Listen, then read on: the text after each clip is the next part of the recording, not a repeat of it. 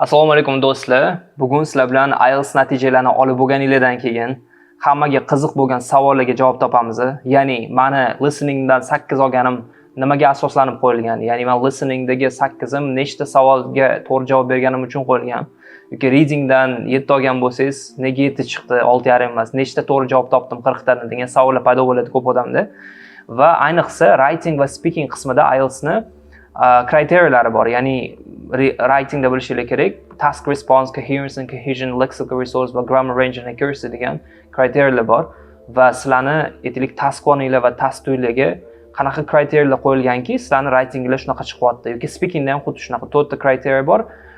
Kriteriyalar bo'yicha qanaqa ballar oldinglar? Bu savollar hammada tug'iladi va bu savollarga javobni bugungi videoda olamiz va sizlar bilan bu hamma savolga bitta javob beradigan score breakdown haqida gaplashamiz. Va bugun sizlarga IDP va British Councildan qanday qilib score breakdownlarni olishinglar mumkinligi haqida gaplashamiz. Birinchi bilishimiz kerak bo'lgan narsa, bu siz IELTS imtihonini British Councilda topshirdingizmi yoki IDPda? Chunki ikkalasida ham sizni score breakdown olish qadamlaringiz har xil bo'ladi. Kelinglar sizlar bilan birinchi bo'lib IDP test centerdan qanday qilib score breakdown olish mumkinligi haqida gaplashamiz. Birinchi bo'lib IDP haqida gaplashamiz va hozir ekranda ko'rayotgan bo'lsanglar, IDPda score breakdown olish uchun sizlarga emailga xat yozishingiz kerak bo'ladi. Demak, birinchi bo'lib Gmail yoki любой o'zingizda bor emailga kirasizda, u yerga sizga berilgan manzilga xat yozishingiz kerak bo'ladi. IDP o'zi bergan email adresi bor. Bu privacyofficer@idp.com.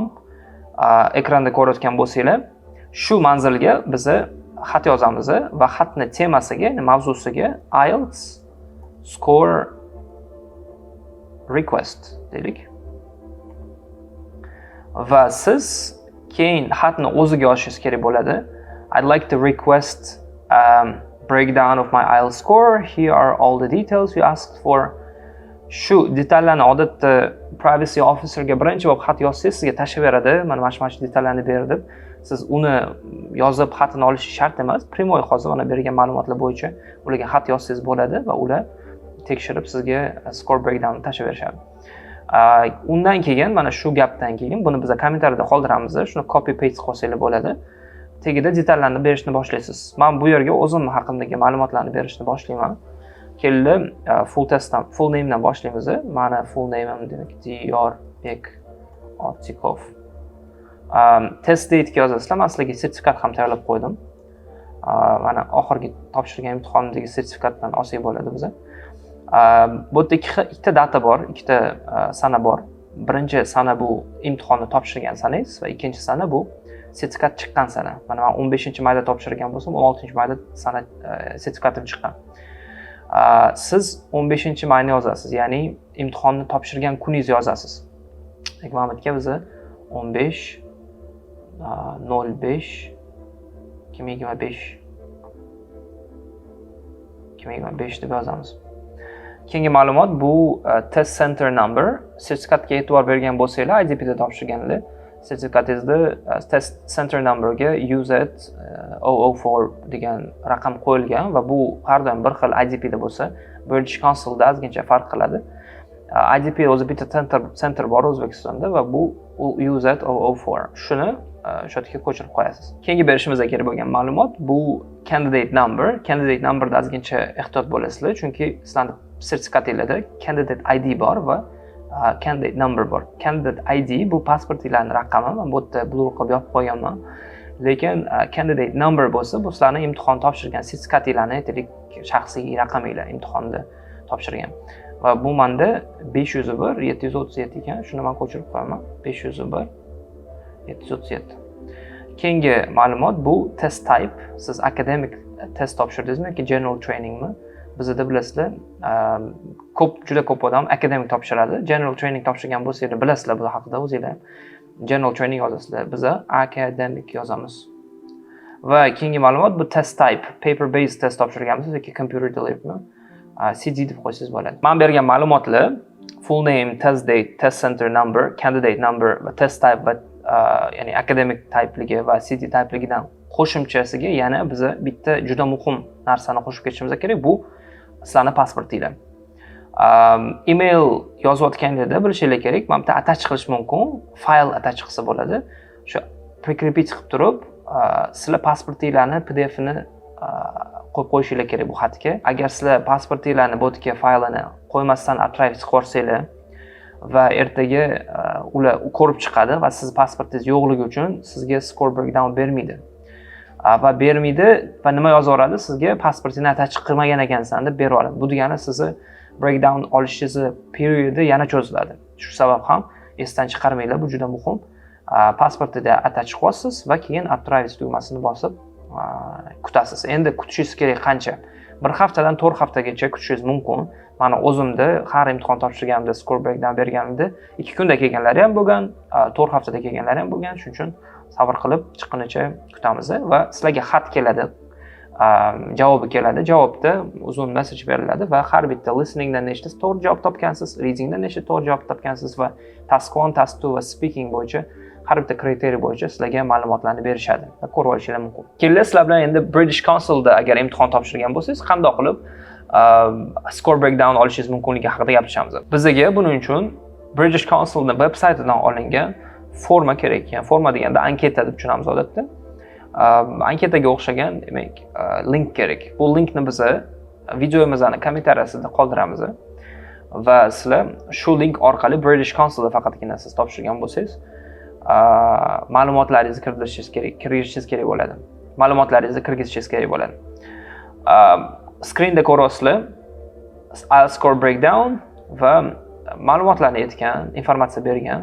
Pastda ma'lumotlarni kirishni boshlaysiz. Enter your answer, ya'ni birinchi savolga javobingizni kirgizyapti. Birinchi savol bu family name as mentioned in your IELTS test report form, ya'ni siz sertifikatingizda berilgan family name, ya'ni surname deylik. Manda Ortikov. First name sertifikatdagi deyapti, Diyorbek. Enter your date of birth, bu yerda demak tug'ilgan yilingizni, saningizni yozasiz. Har bitta ma'lumotlarni demak bitta to'ldirib chiqasiz. Email address yozasiz. Shu email adressga scorelar boradi deb yozib qo'ygan bu yerda. Keyin candidate numberni men hali ko'rsatdim. British Councilda ham, IDPda ham sertifikatlari bir xil, shunchaki ozgincha farqlari bo'lishi mumkin raqamlarda. Center number bu yerda mana UZ004 Britishda ozgincha boshqacha bo'ladi, lekin bu yerda bizga kerak bo'lgan candidate number mana burchida xuddi shunaqa joyda joylashgan bo'ladi va British Councilning sertifikatidan olib turib qo'yishingiz mumkin. Keyingisi candidate ID, ya'ni bu sizni pasportingiz raqami. Bu yerga ham ID'ingiz raqamini yozasiz va keyin test center number. Mana bizda UZ004 o'rniga British Councilda UZ025 uni qo'shib ketasiz. Keyin test date, imtihon sanasi. 9-ma'lumotimiz bu test location bu yerda. Test locationni sizlar imtihoningizga speaking va asosiy imtihoningizlarni vaqti, kunini jo'natgan emaildan olishingiz mumkin. Bizda unaqa email yo'q, lekin o'sha sizlarga imtihon haqida ma'lumot bergan emailda adresini ham ma'lumotini berib o'tgan va sizlar o'sha joyga borib imtihon topshirgansizlar. Shu adresni copy qilib paste qilasizlar. Butun adres joyini shunda yozib olishingiz mumkin. Rayoni, uyi qaysi joydaligini bergan ma'lumotini shuni copy qilib shu joyga qo'yishingiz kerak bo'ladi. Va keyingi savol bu please select the test type. IELTS on computer, hozir bizda O'zbekistonda bor faqat. Keyin bo'lsa test module academic va keyin enter your listening score as mentioned in IELTS deyapti. Siz demak botga berasiz, necha olgan bo'lsangiz IELTSdan shuni yozib chiqasiz. Listeningdan mana shu score'ni oldim, readingdan shu score'ni oldim, writingdan shu score'ni va speakingdan shu score'ni oldim deb hammasini yozasiz va I hereby declare that all the information provided above is true and correct degan joyga I agree ni bosgan holda submit qo'yasiz. Submit tugmasini bosganingizdan keyin sizga ham email, menga qoldirgan emailingizga xat keladi. Bu yerda ham xuddi shu qoida ishlaydi. 1 kundan 4 haftagacha score breakdowninglarni kutish sanasi bo'lishi mumkin. Shuning uchun bu yerda ham o'rtacha 1 hafta, 2 hafta olsanglar bo'ladi, lekin maksimum 4 haftaning ichida score breakdown keladi. Score breakdown kelmasligi mumkinmi? Mumkin. Shunaqa holatlar ham bo'lgan. Score breakdown agar sizga kelmasa, odatda maslahat berishadi, yana bir marta tashlab olish. Men o'zim birinchi imtihonimga 3 marta tashlaganman, keyin kelgan. Oldinlari qiyinroq edi, oldinlari buni qilish imkoniyati ham yo'q edi. Lekin hozirgi vaqtlarda score breakdown olish ancha oson bo'lib qolgan. Agar hammasini to'g'ri to'ldirgan bo'lsanglar, odatda sizlarning score breakdownlar ko'p kutilmaydi. Ushbu videoda gaplashgan har bitta link va tekstlarni sizlarga kommentariyada qoldiramiz. IDP yoki British Councildan sizlar imtihon topshirgan bo'lsangiz, score breakdownlarni shu berilgan tekst va ma'lumotlar orqali olishingiz mumkin. Do'stlar, keyingi sonlarda IELTS haqida undan ham foydali videolar bo'ladi. Shuning uchun Result School YouTube kanalimizga obuna bo'lib qo'yinglar. Keyingi videolarda ko'rishguncha.